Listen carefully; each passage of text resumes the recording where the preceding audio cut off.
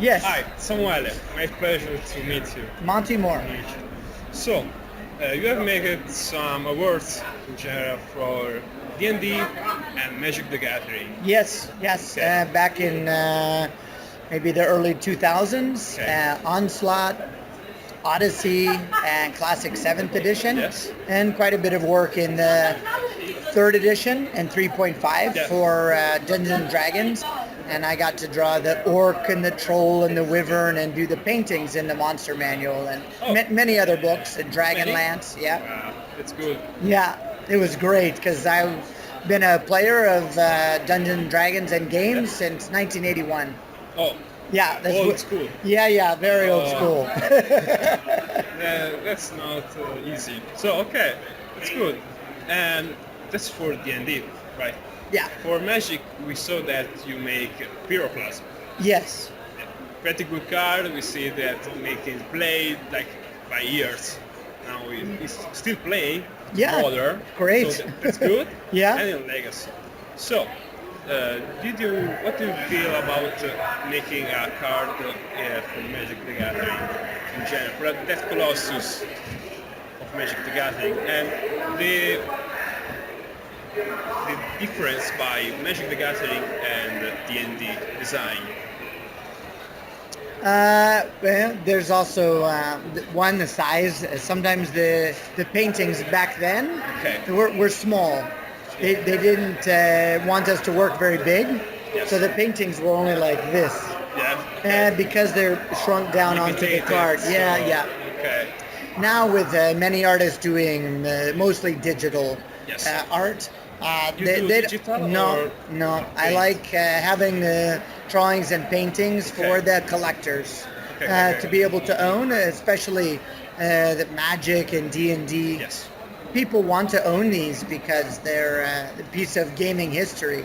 When it's a digital piece, there's nothing to hold, Exactly. nothing to collect. You only have a printout.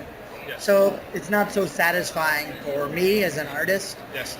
So I made the decision to stay a traditional artist and Okay. draw and paint. Yeah. Okay. And I can remember the first time getting the assignments for Dungeons and Dragons Yes. and Magic. In the U.S., we might say this is a full circle moment. Yes. You start as a gamer and you see the art of Larry Elmore and Keith You're a Parkinson. gamer?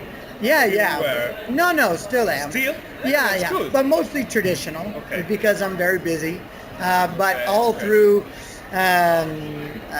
being younger, I had the Atari 2600. I still have one. Oh. Yeah, and it works. Okay.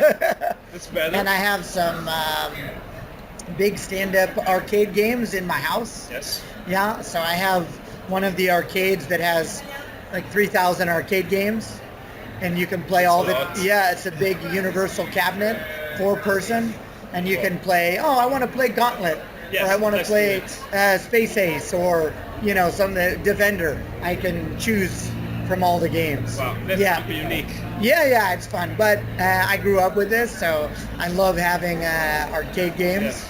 And I also have a sit-down motorcycle game Okay. that actually Wow. has the games where you drive the Drive, bikes. yes. Yeah, head-to-head. It's called Suzuka 8 Hours. Suzuka 8 Yeah, Hours, yeah, okay. and you race against each other. Ah. Yeah, there's two. Yeah, 2 bikes. Wow.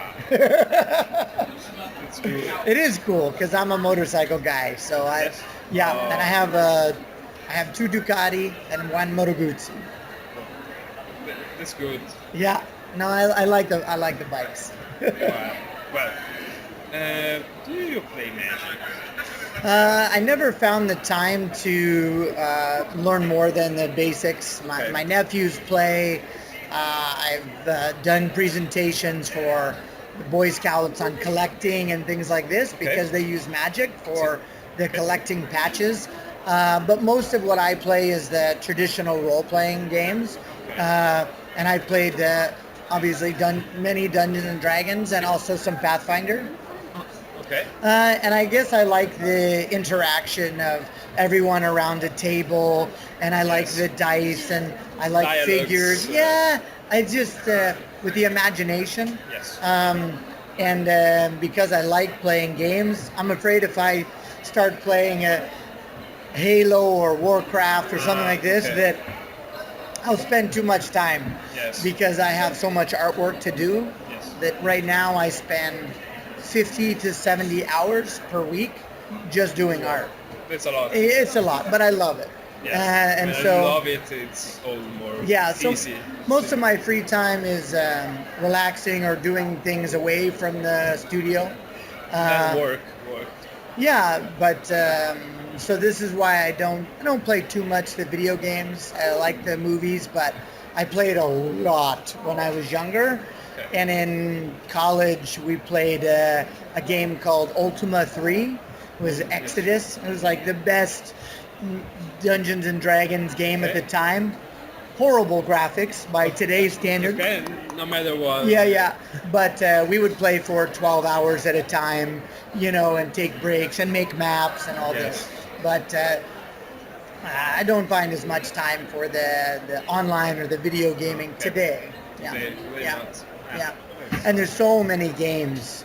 Yes, so many good things out there. It's like, what would I play? What would I watch? Would it be the newest Dragon Age or something like this? Maybe next time. Yeah, The future. I did do some work and illustrations for Sony Online. Yes. And I worked on EverQuest 2, which was called The Legends of Norath.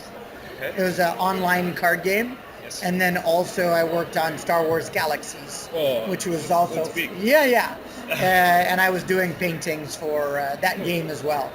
Okay, that's cool. Yeah, no, I loved it, and I'm a big Star Wars dork myself, and so to work on Star Wars was especially cool for me. So I still have a few of the paintings and drawings from that, but one of the very first paintings that sold is in the Star Wars Museum called Rancho Obi-Wan, that was started by Steve Sansweet, who was the director of fan content for many years, and he's sort of the keeper of the faith for Star Wars. Yes. And so he has the drawing and the painting for the Princess Leia illustration that I did for the game. Yeah, you did it? Yeah. Yeah. So that was very cool. In the museum. Yeah, Rancho Obi-Wan is the name of the sort of museum of so many of the props and replicas, anything from the world of Star Wars, especially film, but also video games and things. But there, on this game, there was maybe I was the only one or only a few artists that were doing real painting. Yes. Everyone else was working digital. So there's very, very few paintings from the game. Maybe only the 10 that I did, because everyone else was just working on the computer. If they all pass to the digital form, you will still in... Yeah, I'll stay traditional just due to my love of classic art, all the way back to the Renaissance. And I love the art from this era, and I think that one of the things that I think artists should do is carry on traditions. Yes, and exactly. so even some of the paintings I do, not in gaming, is actually the same method that Michelangelo and Da Vinci painted. That's all. Called the classic academic method of painting oils with Cardaggio and this whole method, which it takes a very long time. Okay. But I think if there aren't artists who keep this alive, then the traditions die and they go away. And it's not being taught in schools anymore. So the artists that learn it, you have a responsibility, I think, as an artist, to try to teach other people and show how it can be done. So even though I can use the computer, and I have a Cintiq and a Wacom tablet, and I use these for making compositions and changing things around to see how a painting might look. Is the arm better here or here? And you can make it very fast and save different versions. But then when it's ready or it's approved by the client, then I move to a painting. And I start all over and I do the finished version. or primarily for sketching and compositions. Okay. Or if there needs to be a change and someone says, they changed the robes in Harry Potter, they need to be red and not green. Yes. This happened when I was working on the Harry Potter game Wow. many years ago. And so all the robes that the kids were running down the hall in Hogwarts. Changes. Yeah, for some reason they needed to be red rather than green. So there's no point in making a change to the painting. Okay. You might as well just, if you have the skills, go into Photoshop. It's very simple to select and change the color. So I have enough knowledge to do all the things I need. Okay. But I don't enjoy spending so much time in front of the computer. Yes, I'd rather spend it at an art table or an easel. And I also, one of the things I love about today's technology, like your YouTube channel and things, is now sharing with people. Yeah, there is some possibilities to do that. Yeah, and so there's actually a few pages where I also go and I do live on their pages as well as my own.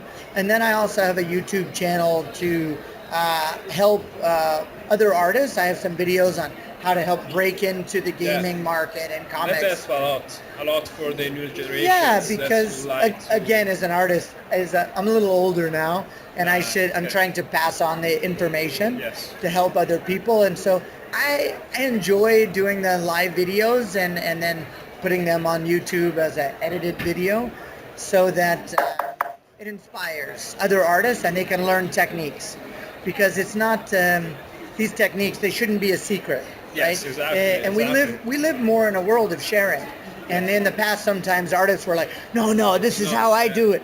And it's like, really, they're not going to draw the same as you. So share the technique, share the drawing, and inspire other artists, young or old. It doesn't even have to be artists. It could just be fans who enjoy watching it and saying, I'm no artist, but I enjoy learning the technique or asking me questions as I'm painting. Oh, Monty, what kind of airbrush is that? Oh, it's this kind. It's this kind right here. This is the paint I use. And then you just share the information.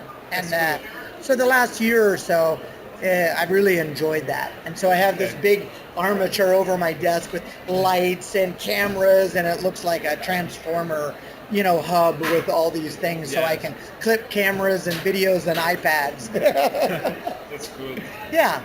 So. And for how did they comment? Did they comment your videos by saying, how do you do this? Or do you say that those colors are better, or those tones are better? What do they say in comments, for example? When I'm doing the drawings, I talk the whole time. Okay. And so I have ideas. I might be talking about what I'm doing, or then I look over at the screen and I see somebody ask a question. Monty, why do you do pencils first and then marker and then airbrush, the air graphical? And I'll say, because I like the way that it blends. Now watch me do this and see what happens.